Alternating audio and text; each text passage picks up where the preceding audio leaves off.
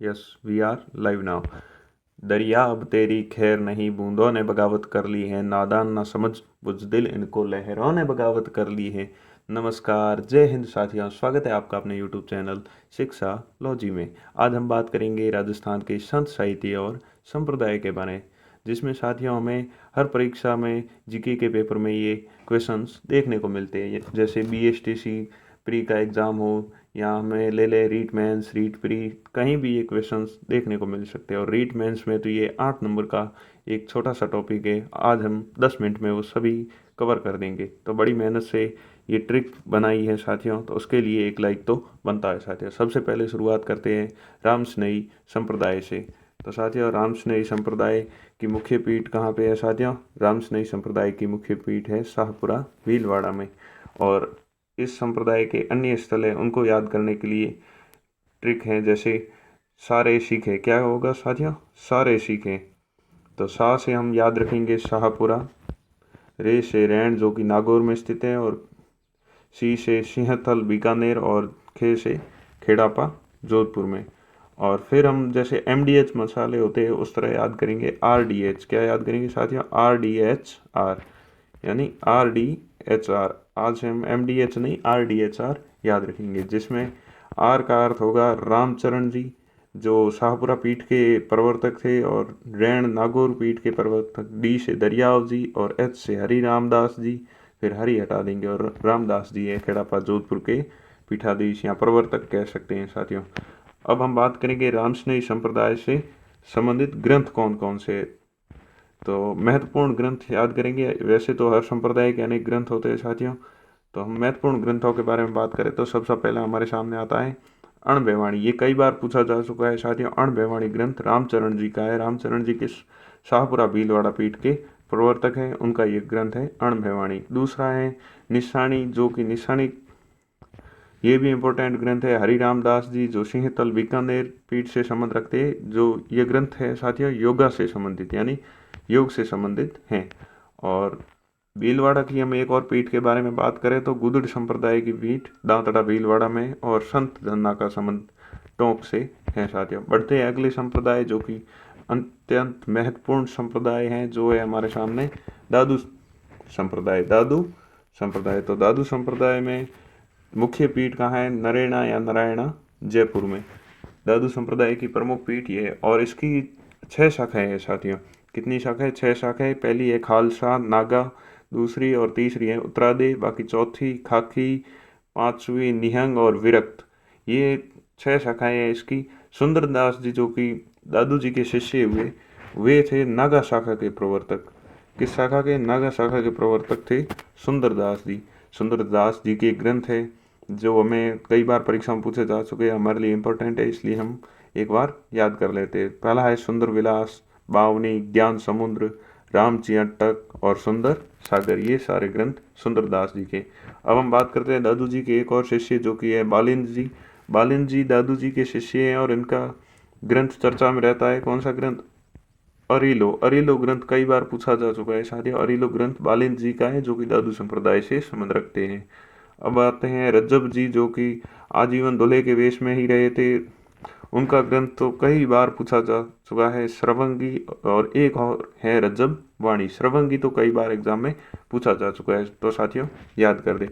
अब दादू जी के साहित्य कौन कौन से? दादू जी के साहित्य एक है काय बेली। काय बेली महत्वपूर्ण है साथियों। काय बेली, फिर आता है नाम नाम वाला, फिर आता है वाणी, फिर आता है संत गुण सागर। और दादू जी के साहित्य किस भाषा में रचित होते हैं? ये भी कई बार पूछा जा चुका है। तो ढूंढाड़ी भाषा में दादू जी के साहित्य की रचनाएं हैं।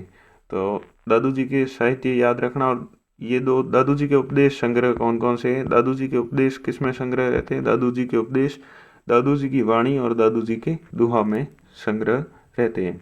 अब बात करते हैं जयपुर में अन्य कौन कौन से संप्रदाय। एक तो जयपुर में गौड़ीय संप्रदाय का मंदिर है, जो गोविंद देव जी के हैं। फिर आता है जयपुर में रामानुज संप्रदाय, जहाँ गलता जी तीर्थ में है, जिसे उत्तर तोताद्री कहा जाता है। तोताद्री तो दक्षिण भारत में स्थित है साथियों। परनामी संप्रदाय की बाहुल्य अनुयायी भी जयपुर में रहते हैं। बढ़ते हैं अगले संप्रदाय के बारे में साथियों। अगला संप्रदाय हमारे सामने विष्णुई संप्रदाय। विष्णुई संप्रदाय की प्रमुख पीठ है साथियों मुक्तिधाम मुकाम, यानी मुकाम बीकानेर में इनकी प्रमुख पीठ है। और इनके 29 नियम होते हैं, ये तो नॉर्मल चीज़ हो गई। अब इनके ग्रंथों को कई बार पूछा जाता है एग्जाम में, जो कि जाम्बोजी द्वारा रचित थे। तो जाम्बोजी इनके प्रवर्तक हैं इस समाज संप्रदाय के। अब बात करते हैं जाम्बोजी द्वारा रचित ग्रंथों के बारे में। सबसे पहला है जम्ब सागर, दूसरा है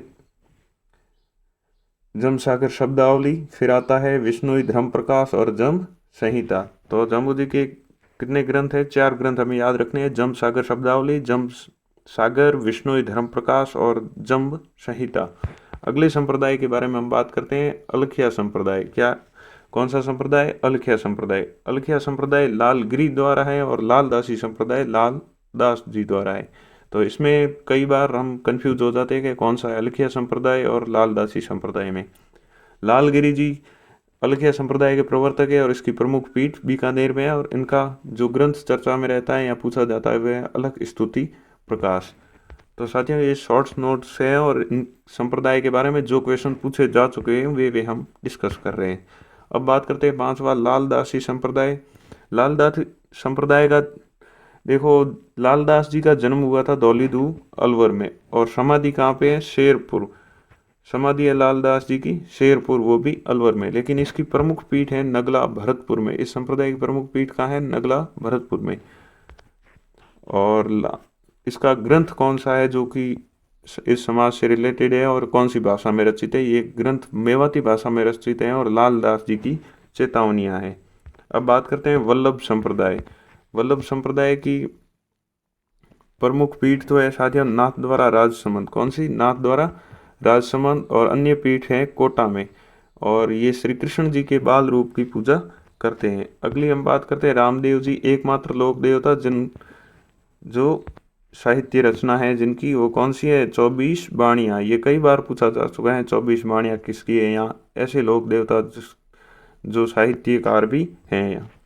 तो अगले संप्रदाय के बारे में बात करते हैं। अगला संप्रदाय हमारे सामने नवल संप्रदाय। नवल संप्रदाय के प्रवर्तक हैं नवल दास जी। कौन है साथियों? नवल दास जी नवल संप्रदाय के प्रवर्तक हैं, जिनकी प्रमुख पीठ जोधपुर में स्थित है। और इनका ग्रंथ जो चर्चा में रहा है नवलेश्वर अनुभव वाणी। कौन सी? नवलेश्वर अनुभव वाणी ग्रंथ चर्चा में रहता है। बढ़ते हैं अगले संप्रदाय 9 नंबर संप्रदाय की ओर साथियों, जो आता है हमारे सामने जसनाथी संप्रदाय। कौन सा साथियों? जसनाथी संप्रदाय। जसनाथी संप्रदाय में कितने नियम होते हैं साथियों? 36 नियम होते हैं जसनाथी संप्रदाय में। और इसके प्रवर्तक थे जसनाथ जी। और जसनाथ जी का प्रमुख ग्रंथ है शंभुदड़ा और कोड़ा। ये 2 ग्रंथ जसनाथ जी के। इनकी पीठ है कतरियासर बीकानेर में। इस संप्रदाय की पीठ कहाँ पे? कतरियासर बीकानेर में। अग्नि नृत्य भी प्रसिद्ध है इस संप्रदाय का, जो कि रुस्तम जी द्वारा शुरू किया गया था। जसनाथ जी के शिष्य हैं 2, एक तो है लालनाथ और एक है रामनाथ। लालनाथ जी द्वारा रचित ग्रंथ है जीव समझोत्री। कौन सा? जीव समझोत्री। और दूसरा ग्रंथ बहुत ही इंपॉर्टेंट है साथियों, यशोनाथ पुराण, जिसे जसनाथियों का क्या कहते हैं साथियों? जसनाथियों का बाइबल कहा जाता है यशोनाथ पुराण को। ये बहुत ही इंपॉर्टेंट फैक्ट है साथियों, ये एग्जाम्स में पूछा जा चुका है।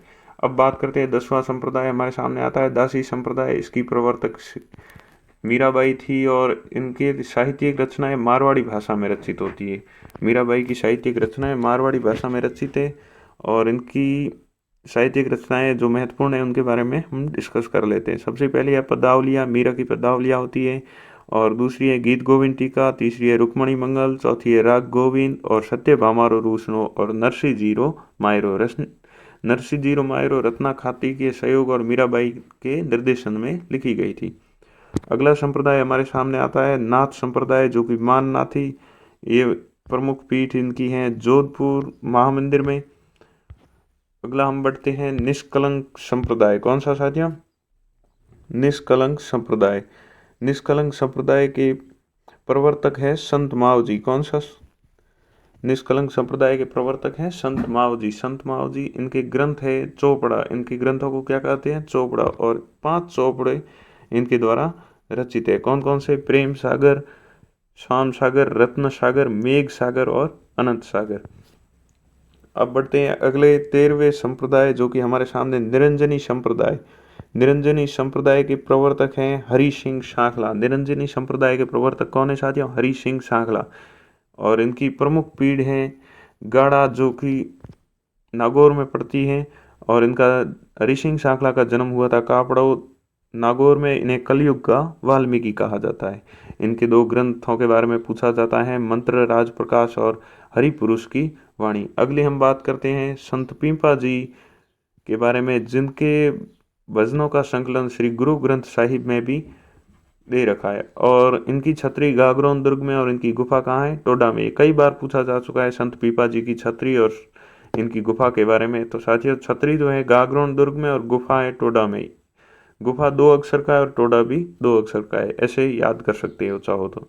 अब बात करते हैं अगला चरणदासी संप्रदाय। चरणदासी संप्रदाय के बारे में, चरणदासी संप्रदाय के 42 नियम होते हैं साथियों। इनका चरणदास जी का जन्म डेहरा अलवर में हुआ था, लेकिन प्रमुख पीठ इस संप्रदाय की दिल्ली में है। कहाँ है? दिल्ली में।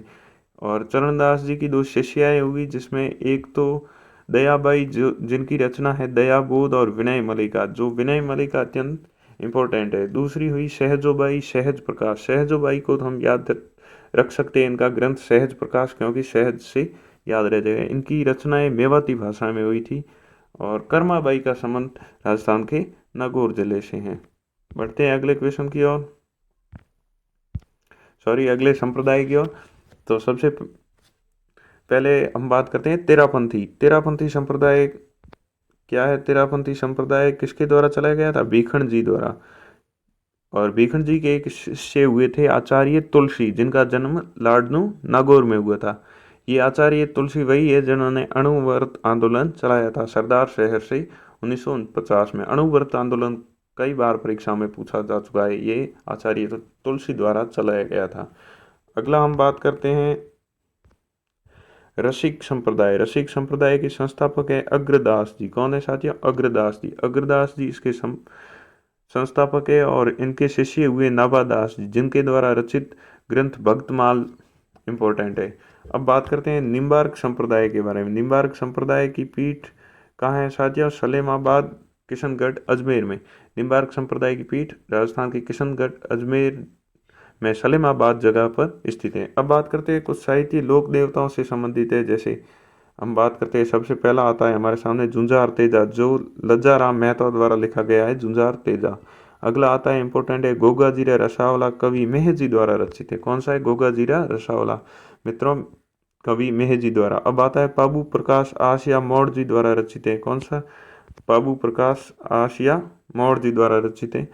अब बात करते हैं पाबूरा सोरठा, ये रचित है रामनाथ जी द्वारा। पाबूरा सोरठा किसके द्वारा रचित है? रामनाथ जी द्वारा। और पाबूजीरा दोहा रचित है लगराज जी द्वारा। और पाबूजीरा सोरठा भी रचित, और पाबू बत्तीसी, ये रामनाथ जी कविया द्वारा रचित है। अब बात करते हैं पाबूजीरा रूपक मोती सर भक्तावर द्वारा रचित है। पाबूजीरा रूपक। पाबूजीरा छंद बिट्ठू मेहा जी द्वारा रचित है। तेजा जीरा ब्यावड़ा रचित है बंशीधर शर्मा के द्वारा। बाबूजीरी वात, जो कि लक्ष्मी कुमारी चुंडावत द्वारा अत्यंत प्रसिद्ध किताब है साथियों। तो कैसा लगा आज का सेशन साथियों? हमने लगभग संत संप्रदाय और उनके साहित्य जिसके बारे में पहले परीक्षाओं में पूछा जा चुका है, सारे एक पेपर पे लिख के शॉर्ट नोट्स में आपके लिए मेहनत करके ये बना दिया वीडियो। और इससे बार लगभग 90% कोई भी क्वेश्चन नहीं जाता किसी भी एग्जाम में जहां संत संप्रदाय के बारे में बात की जाती है। धन्यवाद। Thanks for